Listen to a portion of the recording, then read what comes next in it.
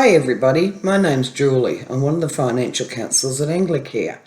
Danica has asked me if I can give a bit of a presentation about budgeting. We actually call it money management. Just sounds a little bit nicer sometimes. What we actually do at Anglicare, the financial counselling team are qualified people. We've all studied credit law. And what we actually do is we work with a lot of people with credit cards, loans, mortgages, if they have a debt that they're struggling to repay, all of those sorts of things. And I should mention wrongful lending. So that is a very big thing as well. Now, to look at money management, what we actually do is we suggest to people to keep track of their spending.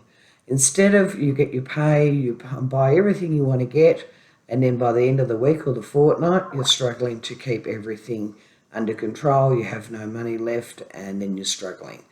So a really good thing we do suggest to people, if you have regular payments to make, whether it's a loan or people who are renting, it might be your rent, it might be all sorts of things, utilities, anything like that, is to maybe start with working out a little bit of a diary. Now, I've got a couple of things to show you. I will actually forward these on to Danica as well, so she can hand it out so in electronic form. This is what we normally call an income and expenditure sheet. I hope you can see that. I know it's not very clear. Now, what that lays out is basically everything within the week or the fortnight. It's like a budgeting sheet, as I said, for management. So you can go onto there, work out everything you need to pay over a week or a fortnight period and have it all tallied up. Okay, so that way you know exactly what you've got to pay and what you haven't got to pay. Another handy little tool that we have is the Victorian Concessions booklet. Once again, I will follow a copy of that onto Danica for anyone that might need it. Now, that basically little booklet, it tells you everything that you may need that you can claim with concession cards. So obviously, if you can save a bit of money, that's really good as well.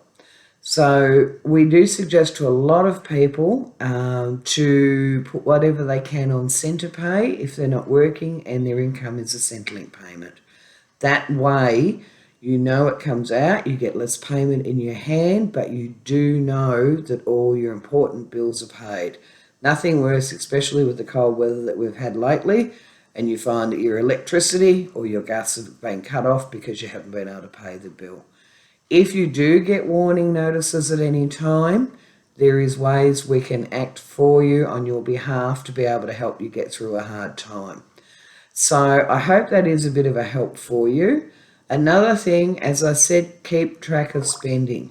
The Money Smart website, a really, really helpful website. They have all sorts of tips and ideas. I'll put the link in for you as well, Danica.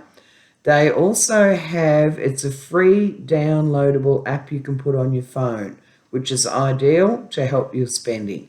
Most people have their smartphone on them, so when you go shopping, you can keep track of any money you spend. Even things like it's great to catch up with friends for a cup of coffee if you've had 3 or 4 in your week, or even 2, do you factor all of that in? Every time you go to the shop and get bread or milk, anything like that, to keep an eye on all of it. For the younger ones, it is really, really good to be able to get into good money management habits very early, rather than leave it till later and you're having a real struggle along the way to be able to make ends meet. So if you start now, no matter what age you are, and you keep track of where you're at with your spending, life will become a lot easier. I do know how hard it is on a limited income. I have had to live on a limited income myself in the past. So, it's not like it's one of those people that don't know what they're talking about. Okay, so I hope this helps you, and I wish you all the very best. And in these hard times, please, everybody, stay safe.